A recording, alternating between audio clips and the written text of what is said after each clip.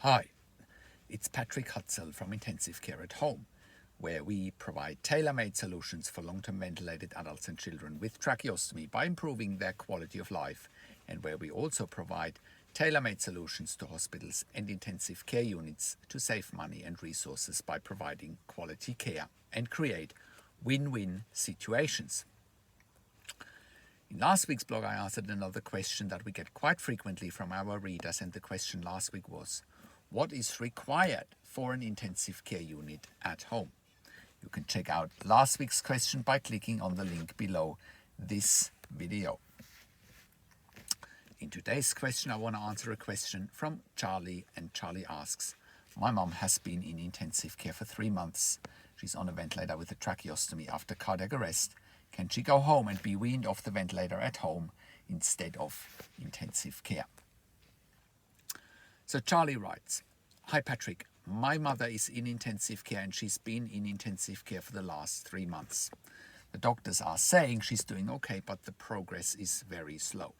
And they're saying that you might be in intensive care for the next 3 months or even for longer until she can be weaned off the ventilator. So we are wondering if she can go home on the ventilator.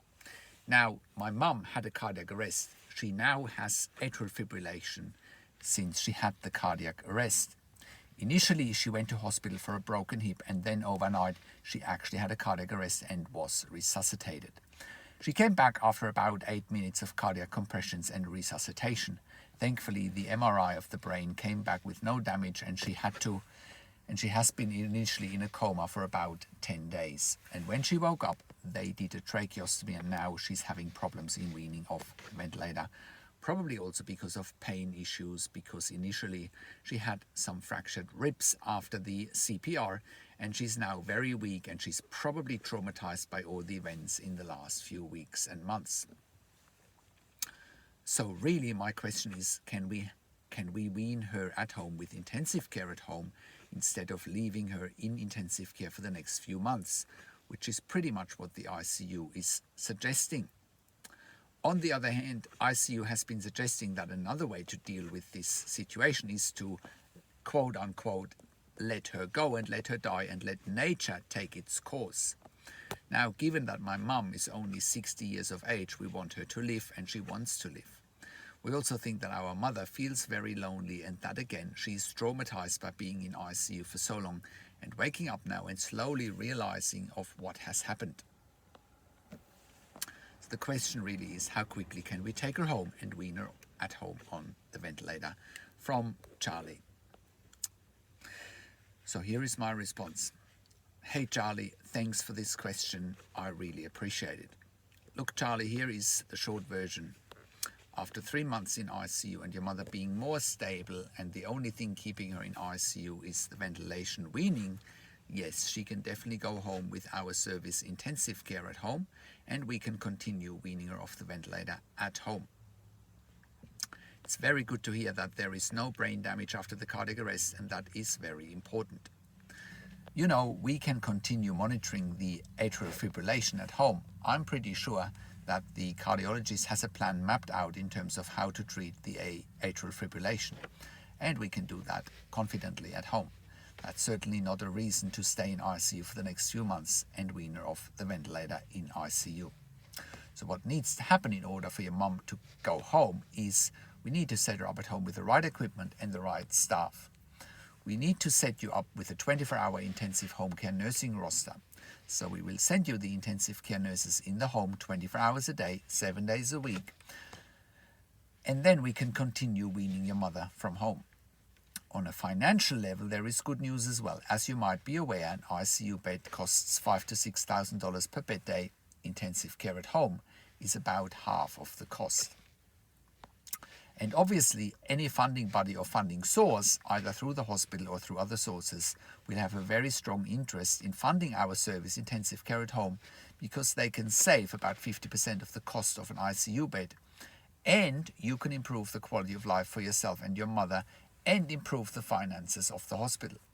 Furthermore, the ICU will end up with an empty bed, and as you might be aware, ICUs are very busy and they need ICU beds. So really, using intensive care at home for your mum It's a win-win situation for all around, for everybody involved.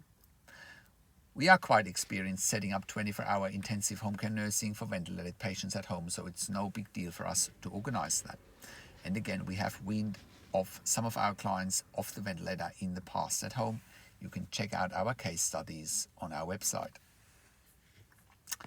Now, the other thing that I want to mention, Charlie, is, you mentioned that the hospital or the ICU suggested that, to quote unquote, pull the plug, which is highly inappropriate because you have said that your mother wants to live. You also want your mother to live, and people on ventilation and tracheostomy can definitely have quality of life at home, not so much in an ICU, because there is no quality of life in ICU.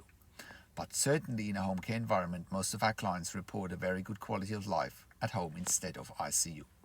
And in some instances, it's quality of end of life, but nevertheless, it's the much better option compared to an intensive care unit.